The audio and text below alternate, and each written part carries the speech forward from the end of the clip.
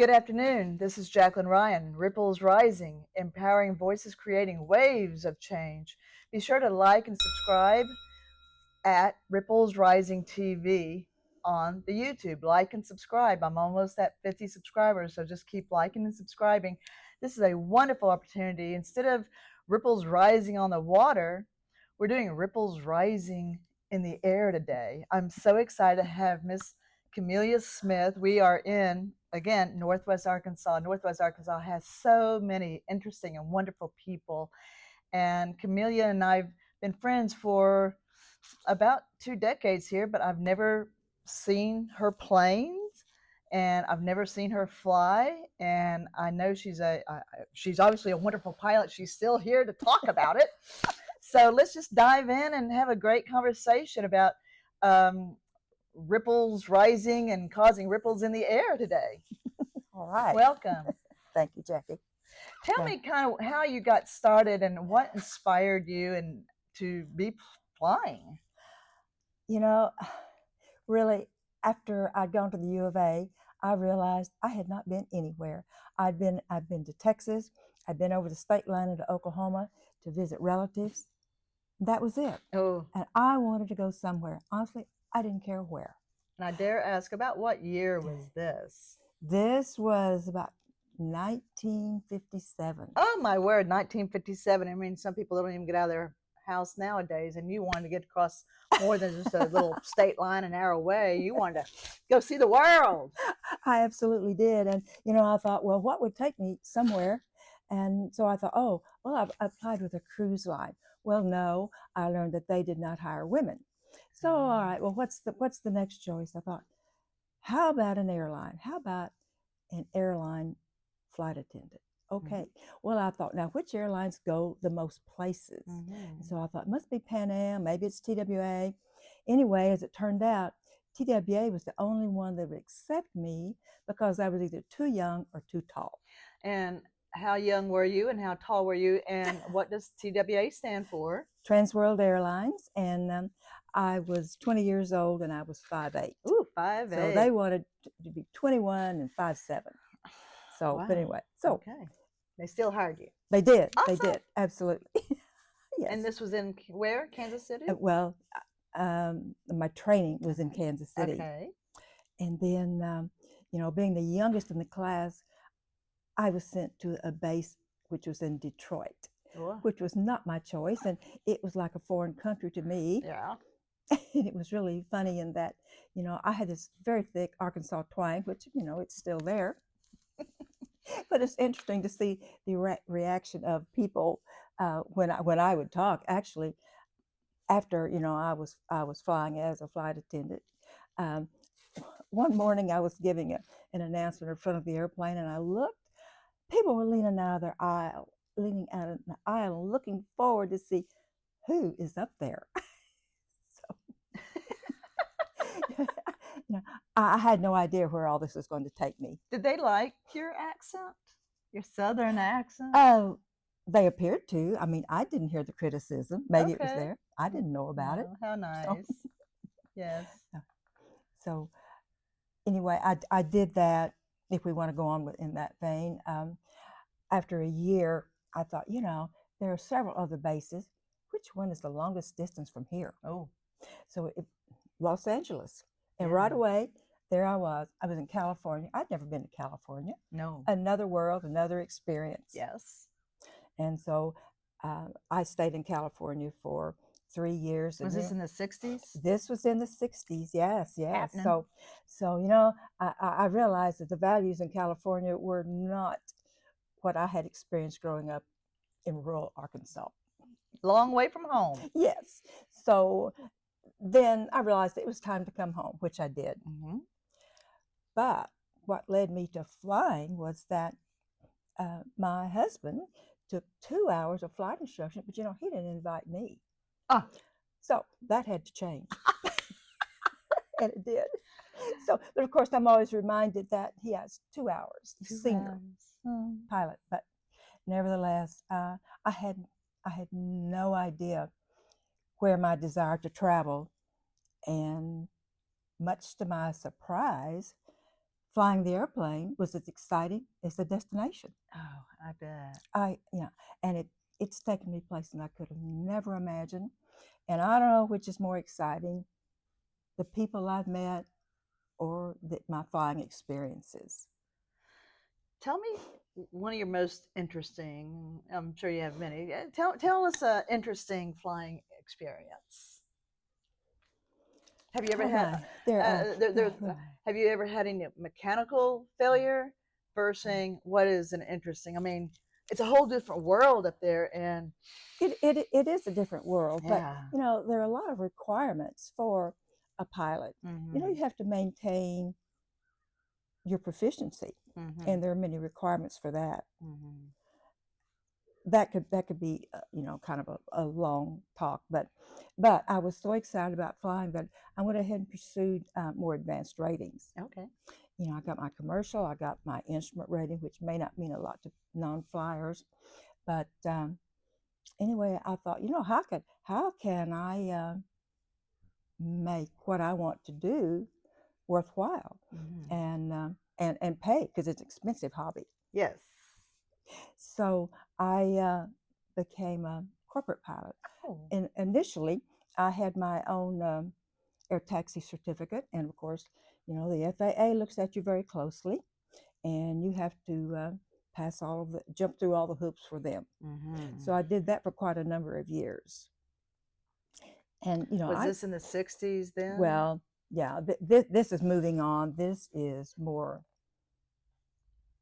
late '60s. Did you feel any scrutiny being a woman doing this in this man's world back then?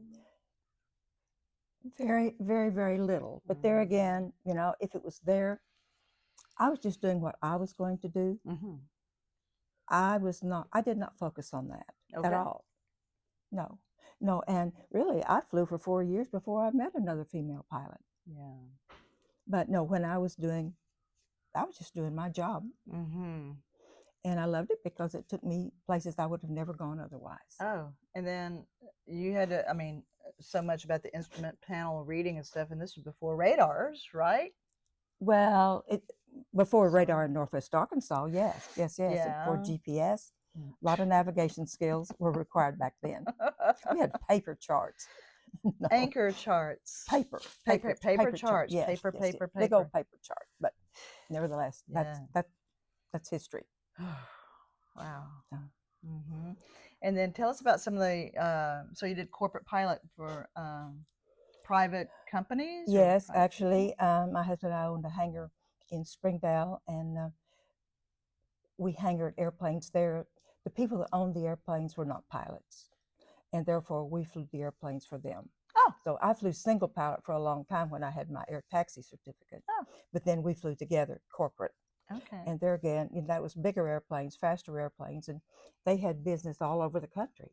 Is it like what, King Air? Yes. There were a couple of King Airs, and how many seats would that be? Oh, well, it varied. From 6 to 8, okay, or maybe another one or two. But the last corporate airplane I flew was a Pilatus PC-12. It's a Swiss airplane, and it was incredible. So, what made that incredible more than the other planes you flew? I think the performance of the airplane. Of course, it was pressurized, and there again, a lot of the destinations. It took us, to the West Coast, the East Coast, and so many places in between. Oh. Yeah. Now you flew competitively also. What was it called? It's called the Air Race Classic. Okay. And I will say that is the most competitive, exciting, challenging, intense flying I have ever done. Okay, tell us about that. Okay. Well, it's once a year in the latter part of June. There'll be between 50 and 60 teams, so you have well over 100 women pilots. Wow, fantastic. It is. So, but it's usually 2,400 miles. Always has a different route every year.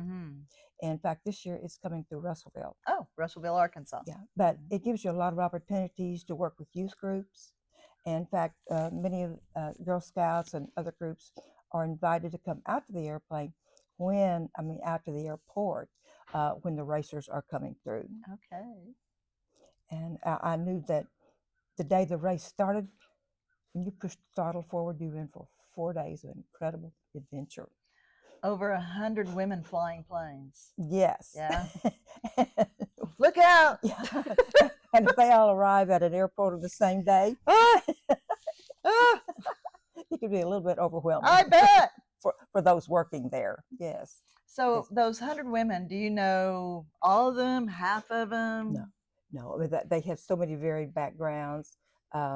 Some are professional pilots, some are doctors or engineers, Yeah. or flight instructors, or people like me that just have a passion to go. Passion to go. Yes. What's the fastest you've ever gone? Oh, well, I haven't flown a jet, but in some of the turboprops, Yeah. certainly well over 300 miles an hour. Okay, 300 miles an hour. And so, when you're in these competitions, what 2,500 miles, is that a 3-day race or what? It's a 4-day race. 4 days, You must complete it in 4 days. Mm-hmm. And I always enjoyed those that started out west. It's challenging.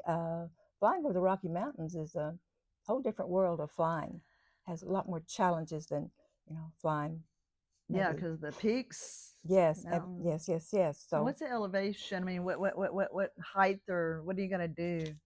well, actually, you're supposed to use oxygen if you go over 10,000 feet for more than 30 minutes. But there are ways, and the flight is not 2,400 miles in a straight line. Okay.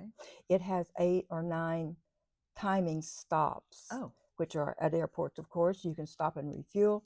You can stay there and wait for better winds.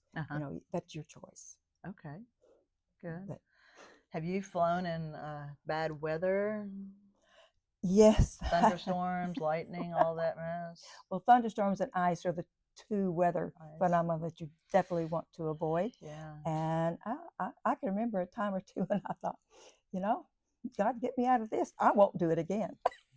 Wow. How long were you in those storms? Only for minutes. Only for minutes. Yes. But we have such good radar on board now. Mm-hmm. There's no excuse for doing that. Okay. Oh, interesting. Good. Yeah. And well, I was just going to say that aviation's given me an opportunity to, share with people the passion I have for flying.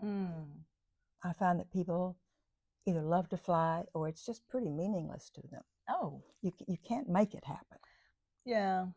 So I'm sure people have in other. Well, it's like you flying airplanes, and it's all the things of getting your airplane in check and fuel and lubricated, oil and whatever, joints and weather, wind, all that. All and of just that. like when I'm gearing up to go horseback riding, and right, it sometimes takes an hour to go get the horse out of the field because she doesn't want to get caught. And then to load up the saddles and bridles and tack and all this stuff and go to your destination, and then have to put it all on to finally enjoy sitting in the saddle as you enjoy flying the plane. Yes, without that preparation, forget about it. Absolutely. So it's a lot of responsibility. It is. To get prepared and to go on your destinations. Absolutely. Yes. Absolutely. So talk about a woman around this area, Northwest Arkansas, inspired you. Well, I would say that I think most people have heard of Amelia Earhart. Yes. But I don't think they recognize or maybe know that Louise Thaden was flying at the same time Amelia Earhart was. Oh, but she didn't disappear and die, so she's not as famous as Amelia Earhart. No, she didn't. So but I mentioned that the Air Race Classic is a 4-day race, and at times when you're only flying maybe a few hundred feet above the ground, it can be very, very hot, and you think 4 days that's pretty intense. Mm-hmm. But there again, I think about those ladies. There were 20 ladies in 1929 that flew from Santa Monica to Cleveland, Ohio, open cockpit airplanes, 9 days, because the men wouldn't allow them to compete with them. That's right. And I think what they did showed that they had what it took There you go. to do it. Absolutely. So, Ah, and it's 1929. yes, that was 1929. Thatden, But Thaden. yes, it's Louise Thatden, Mhm. and she was actually born in Bentonville, Oh, Bentonville, Arkansas. Bentonville, Is Arkansas. there a Thatden Airport? Yes, it is. The Bentonville Airport was rededicated, and now it's the Louise Thatden Field. Cool. Yes. And you met her? I did meet her. Oh. So it was in 1974 when they rededicated the airport. Wow. Yes. So she set a lot of endurance, altitude, and speed records. An amazing lady. What altitude do they fly back then? Oh, well, I mean, they weren't flying pressurized airplanes. I mean, Right. I don't. Like you're saying, open. Open cockpit, yes. Well, not all the airplanes were open cockpit. Yeah, open but cockpit. in the 1929 race, yes, they were open cockpits. Wow. And certainly didn't have the navigation available to them that we have today. Oh, interesting. Yes. Now, when did the technology start changing from paper to your radar? Well, GPS changed navigation dramatically. Mm-hmm. In our airplane, we program, and there we go. Oh. So, we're following what they say is the magenta line now. So just that easy now. It's that easy now. So wow. Nobody recognizes the challenges that we once had. See? Yes. Yeah. So. Wow. What other challenges did you, we kind of talked about I just love this story, and I hope you don't mind telling it to our audience about Bill, her husband, flying over your pastures trying to throw seed out in the field. I love this story. Well, he decided, I live on a farm, and he decided that we would spread clover seed on this pasture. So, all right. So we're in our little airplane, which is next to this in the other hangar here. Mm-hmm. And so I'm flying, and he's going to spread the seed. So he gets the door open, and he's telling me, fly lower. And I'm saying no. And he thinks this seed is just going to spread, and we're going to have the whole field seeded with clover. What we learned later is that this little clover seed, they're just like little BBs, and mm-hmm. they fell straight down. Straight down? Straight down. Because you were too low. Well, they didn't spread as he thought they would. So he's flying with the door open. Spreading thinks he's spreading the seed when it's just falling straight to the ground. Oh, so, heavy seed. And the airplane doesn't want to fly straight with the door open. So that was another little challenge. No wonder you didn't just throw your husband out. Well, I won't talk about that. No. We'll meet him in a little bit later. He's still here. Yes. So what happened? We just had rows of clover in the seed in the field.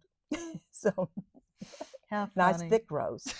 Thick rows of clover. That's right. Yes. That's funny.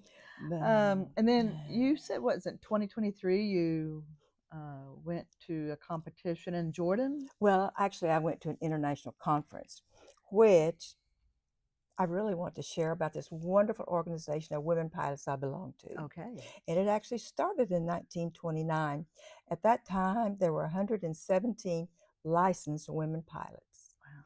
99 of them became charter members. Okay. And that's where the name of the organization came from. It's women?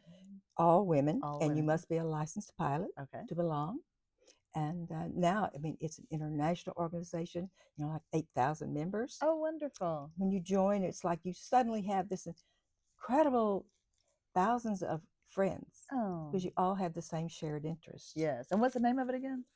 The 99 99 International Organization of Women Pilots. Okay. Yes. And so they met in Jordan. Yes, there's a conference every year, and yes, that in 2023 it was Jordan. It's in a different location every year, mm-hmm. and I had not been to the Middle East, mm-hmm. and I had 3 roommates that canceled that were going to go with me because they thought, oh no, there's a war there. And so the war wasn't in Jordan. No. And I had a lot of confidence because One of the ladies organizing it was a pilot for Royal Jordanian Oh, Airlines. well, there you are. You know, I knew I had confidence in them. Okay. And you know, while we were there, we were looking across the Dead Sea at Israel. Wow. So it was all, but I mean, it was an incredible trip. Oh, wow. I would do it again. Oh, fantastic. Absolutely. Was that the most exotic place you've been in all your travels? Was that the most, I mean, you've been, I know so many places. Was that the most? Well, it was certainly one of them. Yes. One of them. Yes. Yes. Yes. So, you know, in a couple of years, it's going to be in Australia. And I think, my clock is ticking. I hope to go. I hope to go. That's right. Absolutely. Our Yes. clocks are ticking. We don't think about it, but you know, if there's something you want to do, you need to go do it. Absolutely. Yes. Yes. Do it. Do it. Do it. Yeah. Don't wait. No. Don't wait till next year. No. No. You got to do it now. No. I'm so very fortunate that I can still pass my medical. I can still fly. I'm grateful every day. Be present in the day. Every day is a present. That is so very true. True. So, and you know, I'm grateful that I've had the opportunity to share my passion with others. Oh, yes. In fact, a short note, I was referred to a woman, her and her husband had lived in Prescott, Arizona. They wanted to relocate to Northwest Arkansas. He was going to do training, private training at Bentonville Airport. And so I found them a residential house to live in, and they were here for a few years. And then they moved down to Sunnyland, Florida, north of Key West. They had been in the Air Naval a very long time. And I went down to see her a couple of years ago, and she flew me from Sunnyland. Their hangar is underneath their house. Their airplane hangar is underneath their house.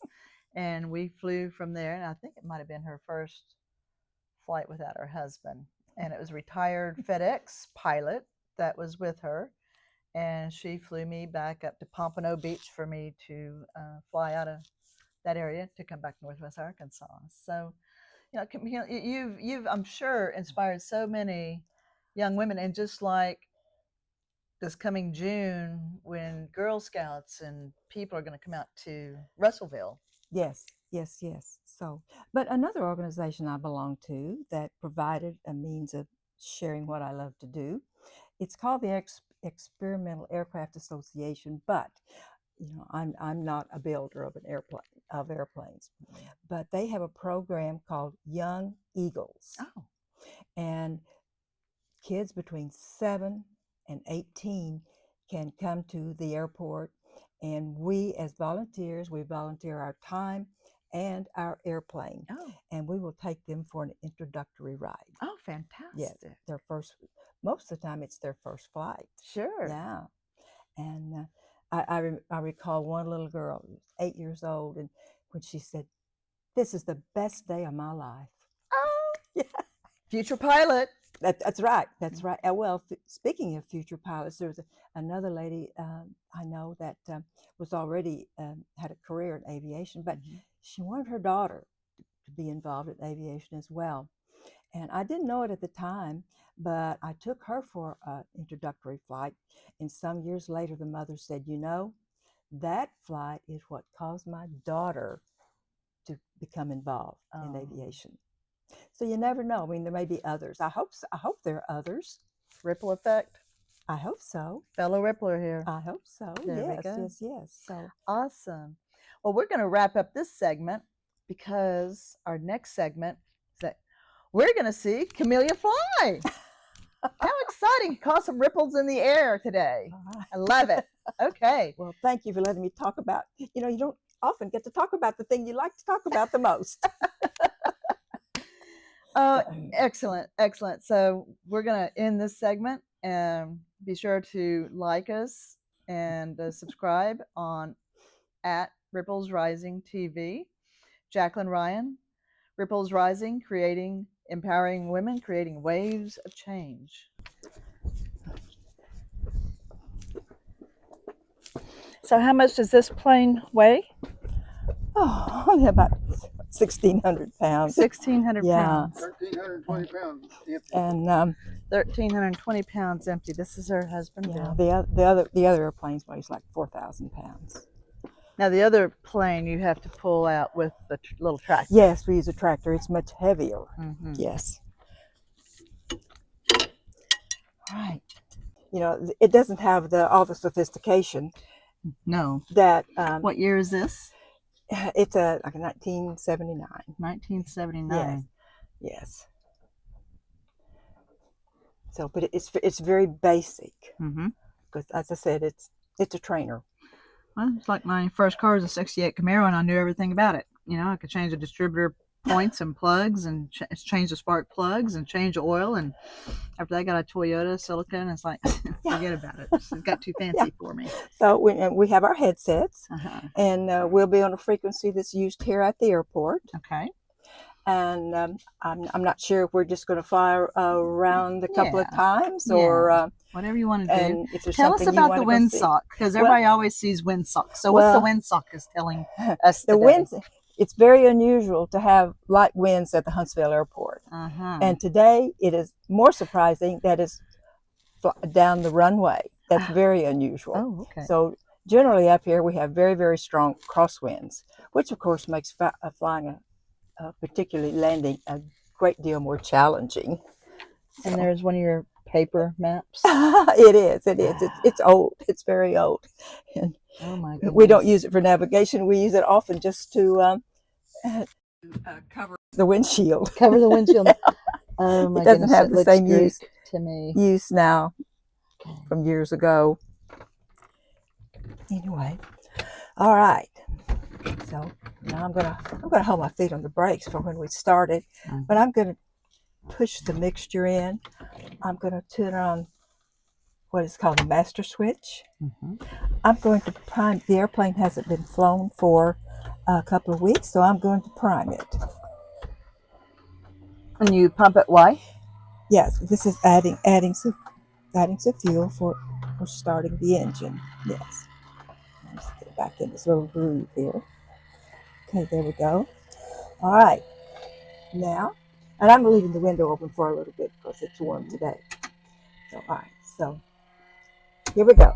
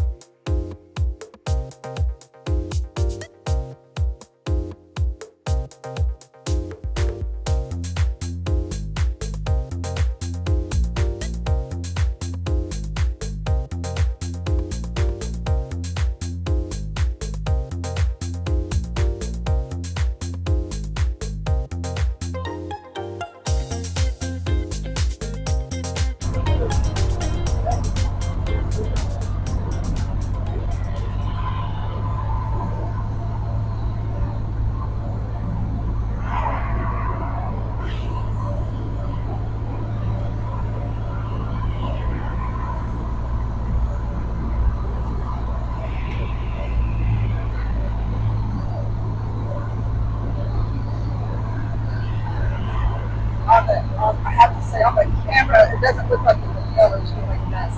But honestly, the propeller's running so fast.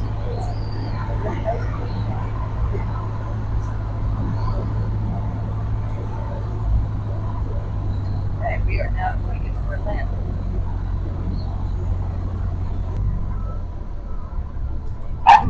Oh, how nice. That's how we always grade pilots, is when we're landing. Oh, I know.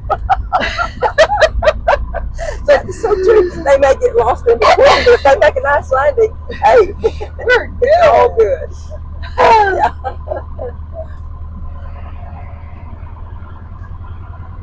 Okay, I will turn off the beacon of the tail. I'll turn off the radios. I will take away the fuel. And then I'm going to turn off the magnetos. Turn off the key. And turn off the master switch. And we are back. Oh, What a beautiful day to fly an airplane. Thank you, Camelia Smith. I loved every minute. Ah, Yeah, it does. yeah, watch your head. Yep. And you have diamonds in the forehead.